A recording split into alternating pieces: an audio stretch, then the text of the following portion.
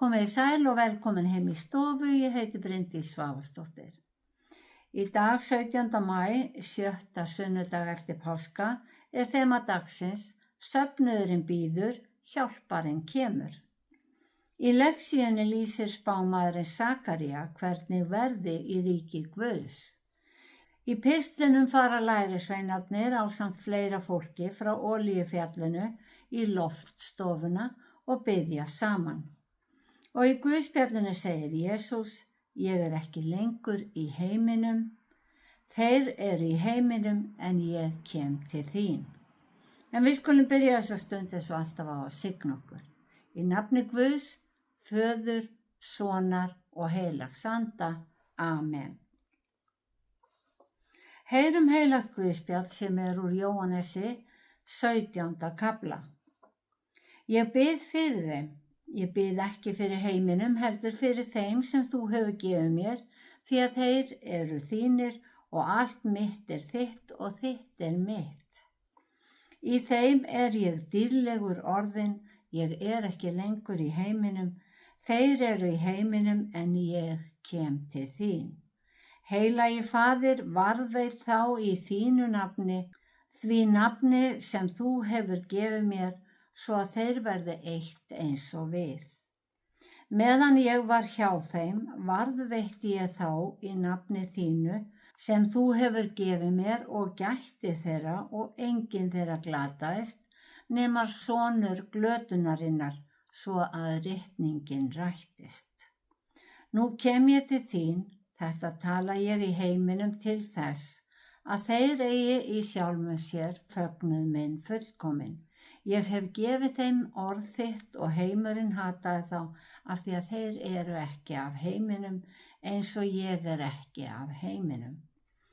Ég bið ekki að þú takir þá úr heiminum, heldur að þú varðveitir þá frá hinu illa. Þeir eru ekki af heiminum eins og ég er ekki af heiminum. Helga þá í sannleikanum, þitt orð er sannleikur. Þannig hljóðar hið heilaga Guðspjall. Já, þema dagsins er söfnuðurinn bíður, hjálparinn kemur. Pistillinn er úr 1. kafla Postulasögunar, svo það er freistandi að telja að þemað fjalli biðina eftir úthellingu Heilags Anda. En svo þarf ekki að vera því að söfnuðurinn beið líka endurkomu Krists. Í Guðspjallinu biður Jesús fyrir lærisveinunum. Hann viti hvað bíður þeirra, en hann veit ekki hvenær hann kemur aftur. Þeir hafðu spurt Jesú og svarið var, þann dag og stund veit enginn, hvorki englar á himnum né sonurinn, enginn nema Faðirinn einn. Guðspjallið segir að Jesús bað fyrir þeim sem höfðu tekið við honum. Hann bað ekki fyrir heiminum. En í Nýja testamentinu stendur hugtaki heimur fyrir þá sem trúa og treysta á sjálfan sig og hið veraldlega en ekki Guð. Hann bað Föðurinn að varðveita lærisveinana í sínu nafni því hann sé á förum og geti ekki lengur varðveitt þá. Aðeins einn af hinum 12 fyrstu lærisveinum hafði glatast, Júdas Ískariot, og hann glataðist til þess að ritningin rættist. Fyrstu 12 lærisveinarnir voru hans nánasti hópur, 11 þeirra voru síðar kallaðir postular. Lærisveinahópurinn varð miklu stærri, bæði konur og karlar, hjón og einstaklingar. Eftir þetta hvatti drottinn til aðra, 72 að tölu, og sendi þá á undan sér 2 og 2 í hverja þá borg og stað sem hann ætlaði sjálfur að koma til.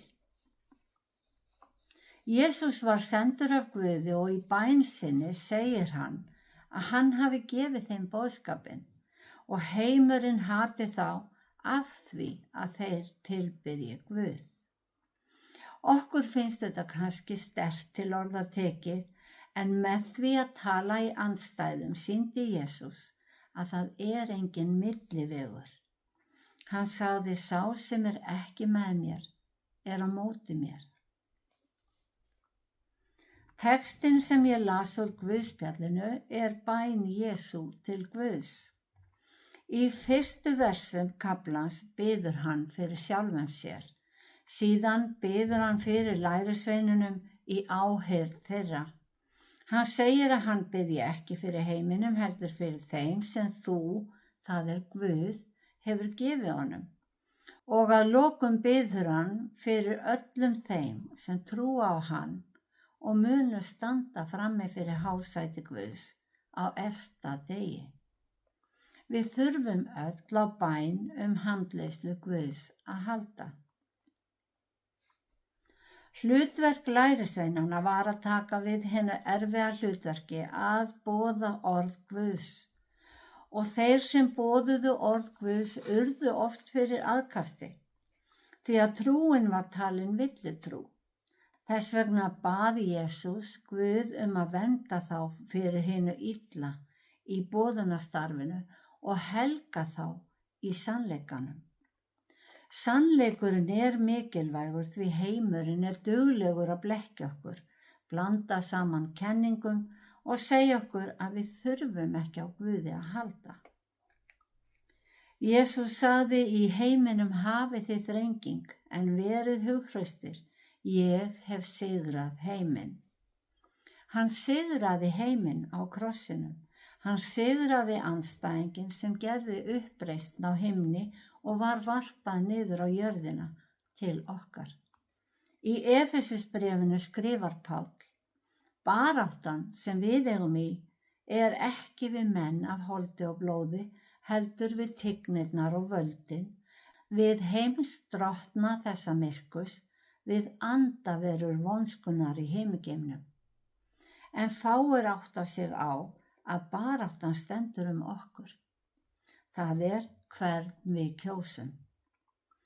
Jesús og heilagur andi vilja leiða okkur til Guðs, en hinn illu öfl vinna á móti Guði.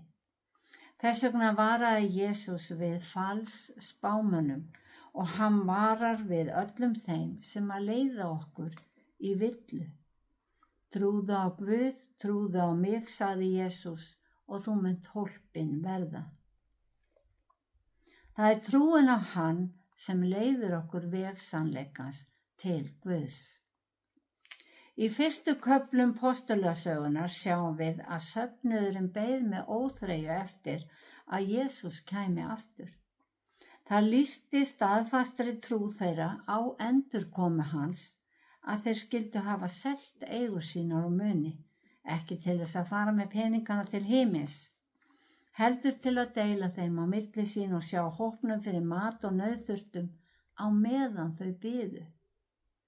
Þau biðu vegna orða Jesú, sannlega, sannlega segi ég ykkur, sá sem trúir hefur eilíft líf. Og ennfremur sagði hann, ég fer burt, en ég kem aftur að sækja ykkur, svo að þið séu einnig þar sem ég er. Lexían úr Sakaría segir fyrir endurkomu Jesú og hún er á þessa leið. En drottinn Guð minn mun koma og með honum allir heilagir. Á þeim degi verður hvorki hlý sólarbirta né svalt mánaskinn, það verður samfelldur dagur og á því kann drottinn einn skil. Ekki dagur, ekki nótt og jafnvel að kvöldinu verður bjart. Á þeim degi mun ferskt vatn streyma frá Jerúsalem, að hálfu í Austurhafið og að hálfu í Vesturhafið, jafnt sumar sem vetur. Drottinn mun þá verða konungur yfir veröldinni allri. Á þeim degi mun drottinn verða einn og nafn hans eitt. Textinn segir að á þessum endurkomudegi breytist allt. Jörðin verður ekki eins og við þekkjum hana. Það verða miklar náttúruhamfarir. Í versinu á undan segir að olíufjallið muni klofna í tvennt. En það er sama fjall og Jesús sat á og lýsti hörmungum heims fyrir lærisveinunum. Og í sama skipti sagði hann að hann myndi koma aftur í skýjum himins og englar Guðs með honum. Lexían segir að þennan dag, hinn efsta dag, verður Drottinn einn og nafn hans eitt. Kristin trú hefur alltaf skilgreint sig sem eingyðis trú, það að við höfum einn Guð sem hefur mætt mannkyninu á þrennan hátt. En þegar þessi heimur líður undir lok, verður ekki þörf á þrískiptum Guði. Öll hjörðin verður á einum stað, það í ríki Guðs, undir verndarvæng Guðs. Það verður ekkert illt til, engin synd, engin ófriður, ekkert ósamlyndi eða erjur og engin ótti. Aðeins friður og kærleikur þar sem Guð mun sjá okkur fyrir öllu. Það hlýtur að hafa verið góð ástæða fyrir Guð að skipta guðdómnum í þrennt. En án þess gat Guð ekki fæðst sem maður og án þess hefur andi sannleikans ekki geta verið með okkur. Svo kannski þetta skrifað til þess að fullvissa okkur að hinn heilaga þrenning verði að einum Guði á hinum efsta degi. Og enginn skuli hafa áhyggjur af því hvort þeir eigi að beina bæninni til Guðs, Jesú eða heilags anda, því þeir eru einn og sami Guðinn. En eins og textinn sagði, á því kann Drottinn einn skil. Nú á dögum predika fáir endurkomu Krists, þó ritningin segi okkur að við getum treyst því að orð Guðs standi stöðugt og að Guð sé ávallt hinn sami aldir alda. Í dag öll áhersla lögð á kærleikann, kærleika Guðs til okkar, kærleika okkar til náungans, og þetta getur leitt einhverja afvega. Ekki misskilja mig að kærleikurinn æðstur allra verka og Guð vill að við séum kærleiksrík, en vörumst að gera kærleikan að verkum. Hið nýja boðorð Jesú var fyrst og fremst boð að elska Guð og síðan að elska náungan eins og okkur sjálf. Það ekkert minnst á verk. Gyðingar frelsuðust fyrir verk, fyrir hlýðni við lögmálið. Við frelsumst fyrir ást okkar á Guði og trú á soninn. En fyrir þá trú gerum við oft góð verk. Þau verk gleðja Guð og geta verið bænasvar fyrir viðkomandi og gefa okkur sjálfum vellíðan. En einmitt vegna þess að okkur líður vel þegar við látum gott af okkur leiða, þá auðvelt að leiðast út í góðverkalíf. Það að segja að telja það nægja að vera góð og traust manneskja, hjálpsöm og greiðvikinn, án þess að hafa Guð í hjartanu. Margir telja að allir góðir fari til himins, en það af náð fyrir trú sem við erum hólpin, fyrir trú en ekki fyrir verk. Já, þema dagsins söfnuðurinn bíður hjálpar en kemur. Það nauðsynlegt fyrir hina kristnu kirkju að trúa á endurkomuna. Orð Jesú voru ekki spádómur, heldur sannleikurinn hvað væri í vændum. Við lestur postulasögunar sjáum við að söfnuðurinn beið með óþreyju eftir að Jesús kæmi aftur. Í dag óþreyjan að mestu horfin úr boðskapnum. Það breytir þó ekki að boðskapurinn sígildur og breytist ekki. Dæmisögur Jesú geta talað inn í breytilegar aðstæður og verið til leiðbeiningar í ólíkum aðstæðum, en loforðin standa sem óhagganlegur sannleikur. Hann mun koma og sækja þá sem trúa á nafn hans og hann verður með okkur eilífð. Drottinn blessi þig og varveiti þig, Drottinn láti sína ásjónu lýsa yfir þig og sé þig náðugur, Drottinn upplyfti sínu augliti yfir þig og gefi þig frið. Í Jesú nafni. Amen.